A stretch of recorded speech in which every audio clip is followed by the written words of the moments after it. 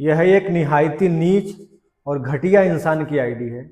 ये इंसान हमेशा सनातन धर्म की किताबों को उठाकर, सनातन ग्रंथों को उठाकर उसमें कमियां ढूंढता रहता है। जो चीज़ें उसमें ना लिखी हुई हो वो भी चीज़ें उसको दिखाता रहता है।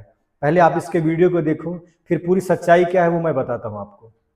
दोस्तों, हमारे पवित्र सनातन धर्म में पशु हिंसा को महापाप माना गया है और ऐसा पाप करने वाले को नरक का स्थान बताया गया है। वो भी प्रमाण आज आपको दिया जाएगा। पहले आपको दिखाते हैं वाल्मीकि रामायण में कि श्री रामचंद्र जी की माता कौशल्या से भी ये पाप करवाया गया नकली गुरुओं के द्वारा। यह है श्री वाल्मीकि रामायण हिंदी टीका सहित भाग 1 और ये कहां से छपा है? खेमराज श्री कृष्ण दास प्रकाशन, बंबई 4।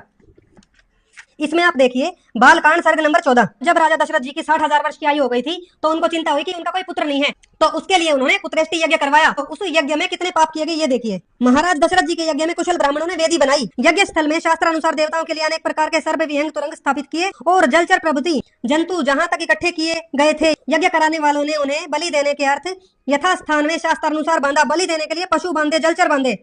और क्या हुआ? पहले कहे हुए खंभों में 300 पशु और महाराज का अश्वत्थ बांधा था। पट रानी कौशल्या जी ने उस अश्व की परिचर्या, प्रोक्षण आदि करके 3 खड्ग से प्रसन्नता पूर्वक उसका वध किया। कौशल्या जी वहां धर्म प्राप्ति की कामना से स्वस्थ चित्त हो उस अश्व के निकट एक रात्रि तक रही। तो दोस्तों, जैसा कि आपने देखा, पुत्रेष्टि यज्ञ में इतना भयंकर पाप कौशल्या जी से करवाया गया नकली गुरुओं के द्वारा। इस घटिया इंसान के द्वारा जो किताबों का वर्णन किया गया है, ये किताब है और खेमराज से ही प्रकाशित है, मुंबई से है। इस किताब में क्या लिखा हुआ है मैं आपको सच्चाई दिखाता हूँ। और हमारे पास वाल्मीकि रामायण भी है।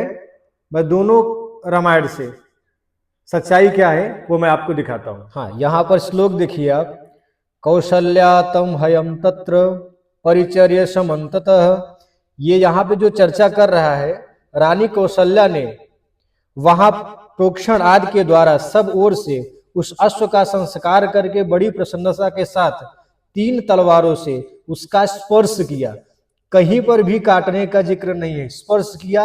और उसके बाद आप यहाँ पे आ जाइए, यहाँ पर भी है कि इन सब के हाथ में उस अश्व का स्पर्श कराया गया।